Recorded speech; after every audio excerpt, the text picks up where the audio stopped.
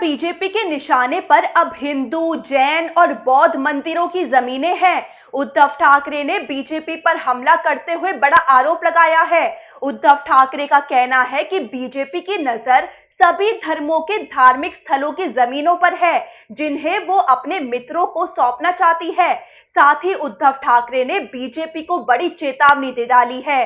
उद्धव ठाकरे क्या बोले, आपको बताते हैं। उद्धव ठाकरे शिवसेना यूबीटी के आईटी और कम्युनिकेशन विंग शिव संचार सेना के शुभारंभ कार्यक्रम में पहुंचे थे। इस दौरान उन्होंने भाषण दिया, जिसमें उन्होंने बीजेपी पर तीखा हमला बोला। उद्धव बोले कि वक्फ कानून लागू करने के बाद बीजेपी की नजर अब ईसाई, जैन, बौद्ध और हिंदू मंदिरों की जमीनों पर है, जिन्हें उनके मित्र को सौंपा जाएगा। उद्धव बोले कि बीजेपी को किसी भी समुदाय से कोई प्रेम नहीं है। साथ ही उद्धव ने बीजेपी को सलाह दे डाली। वो बोले कि बीजेपी को राम जैसा व्यवहार करना चाहिए। इसी के साथ उद्धव ने बीजेपी को धार्मिक ढांचे को नुकसान न पहुंचाने की चेतावनी दे डाली। वहीं जब उद्धव ठाकरे से पूछा गया कि क्या विपक्षी दलों की तरह उनकी पार्टी शिवसेना यूबीटी भी वक्फ कानून को लेकर कोर्ट जाएगी, तो उद्धव ठाकरे ने इससे इनकार कर दिया। इसी बीच संजय राउत ने भी बीजेपी पर हमला बोला है। शिवसेना यूबीटी के राज्यसभा सांसद संजय राउत ने वक्फ कानून को लेकर बीजेपी को घेरा।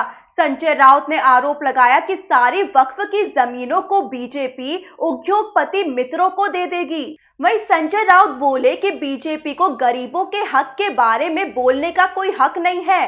बीजेपी ने पिछले विधानसभा चुनाव में जितने पैसे खर्च किए हैं, उतना तो महाराष्ट्र का पूरा बजट था। इसी बीच राष्ट्रवादी कांग्रेस पार्टी अल्पसंख्यक के नेता जितेंद्र आव्हाड ने दावा किया है कि मुसलमानों के बाद अब ईसाइयों की बारी है। सोशल मीडिया पर पोस्ट करते हुए जितेंद्र ने लिखा कि आरएसएस के मुखपत्र ऑर्गेनाइजर में दावा किया कि पूरे देश में सबसे ज्यादा जमीन का मालिक वक्फ बोर्ड नहीं बल्कि कैथोलिक चर्च के पास है। जितेंद्र ने बताया कि ऑर्गेनाइजर में 3 अप्रैल को एक लेख छपा था, जिसका शीर्षक था भारत में किसके पास ज्यादा जमीन है, कैथोलिक चर्च बनाम वक्फ बोर्ड। जितेंद्र ने दावा किया कि इस लेख में यह भी कहा गया कि कैथोलिक चर्च के पास भारत में लगभग 17 करोड़ एकड़ जमीन है।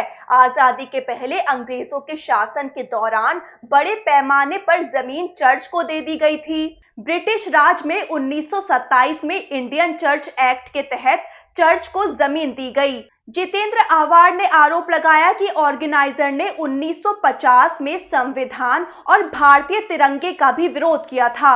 आपको बता दें कि राहुल गांधी ने भी आरएसएस के मुखपत्र ऑर्गेनाइजर के इस लेख का स्क्रीनशॉट सोशल मीडिया पर पोस्ट किया है और दावा किया है कि अब आरएसएस के निशाने पर ईसाई समुदाय की जमीनें हैं। इसी के साथ उद्धव ठाकरे ने भी इस लेख का जिक्र किया है। उन्होंने कहा कि सभी को अपनी आंखें खोलनी चाहिए। उन्होंने कहा कि ऑर्गेनाइजर के लेख को बाद में शायद इन्होंने हटा दिया।